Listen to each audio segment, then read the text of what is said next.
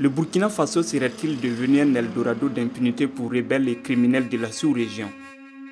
Avant-hier, c'étaient les rebelles ivoiriens qui avaient fait de Ouaga leur lune de miel.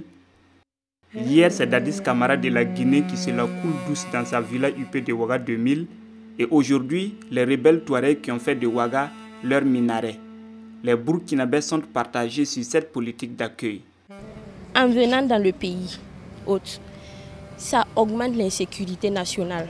Parce que ces réfugiés-là, bon, au lieu de se contenter de se cacher dans le pays, ils vont vouloir former des jeunes pour se venger du pays d'où ils viennent, ou bien ils vont vouloir vivre comme ils vivaient dans leur pays.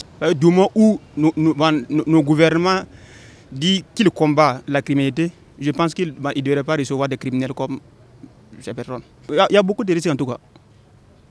Beaucoup de risques. Du moment où vous recevez des criminels qui ont fui de leur pays, ils viennent chez vous, vous les recevez. Bon, le pays est vraiment exposé en tout cas. Bon, vous savez, les gens comme Dadis Camara, Dadis Camara, on peut dire que c'est un réfugié politique. Bon, avec le temps, il faudrait qu'il réponde à ses actes. Le Burkina ne doit pas avoir le droit de retenir les gens comme Dadis Camara, de ne pas les livrer à la Cour pénale internationale, par exemple. Bon, en temps normal, en tout cas, c'est pas bon. Parce que le pays lutte contre la criminalité. Le peuple ne sera pas d'accord. Et puis, bon, le peuple du criminel aussi ne sera pas aussi d'accord. Donc, ça peut engendrer des conflits entre les pays, quoi.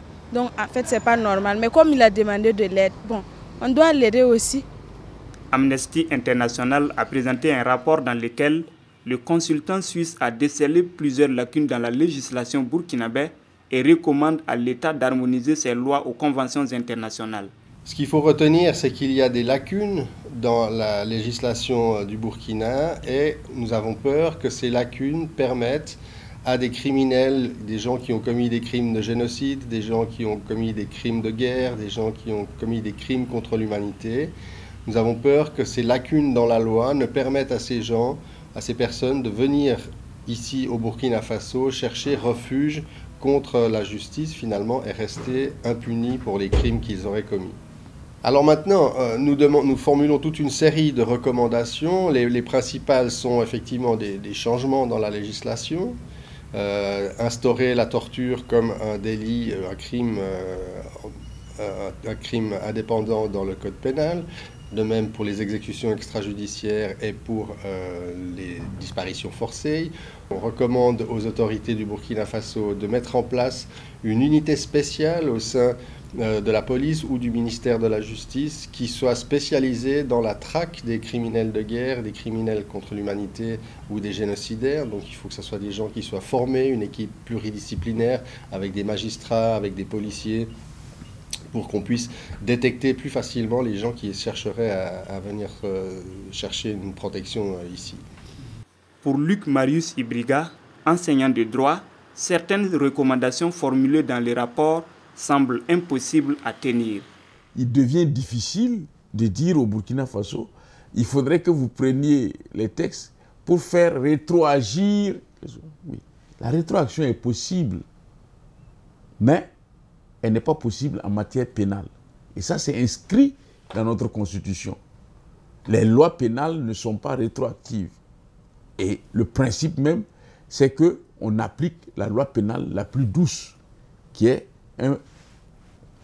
une exception au principe de non-rétroactivité. Donc, ça veut dire que, de ce point de vue, il y a cet aspect-là, me semble difficilement applicable, en disant au Burkina Faso, vous devez faire en sorte que les choses, les crimes qui sont commis entre la période où vous avez ratifié le statut de Rome et la période où vous avez internalisé le texte au Burkina Faso, il faut qu'il y ait cette rétroactivité. En ce moment, on serait en porte-à-faux avec la Constitution qui considère qu'en matière pénale, il n'y a pas de loi rétroactive. La qualité de médiateur du Burkina dans les crises sous-régionales le met dans une situation de dilemme. Là où le Burkina Faso se retrouve en situation, en posture difficile, c'est quand le Burkina Faso, fort de son idée d'être médiateur dans des conflits, trouve des solutions politiques à des questions qui ont un contenu juridique et judiciaire, que des personnes, sur la base de compromis politiques, aient la protection de l'État burkinabé, alors même qu'ils peuvent être poursuivis pour des actes qui relèvent de la compétence de la CPI ou qui relèvent de crimes internationalement reconnus. Et c'est là où il y a la confrontation entre les solutions politiques et les solutions judiciaires. S'il est vrai que les Burkinabés souhaitent que leur pays reste une terre d'accueil et d'hospitalité, ils sont aussi attachés à la justice et à la paix avec tous les pays du monde. Et pour cela, ils souhaitent que leur pays se conforme à la juridiction internationale. Droit Libre TV, la web télé 100% droits humains, 100% liberté d'expression.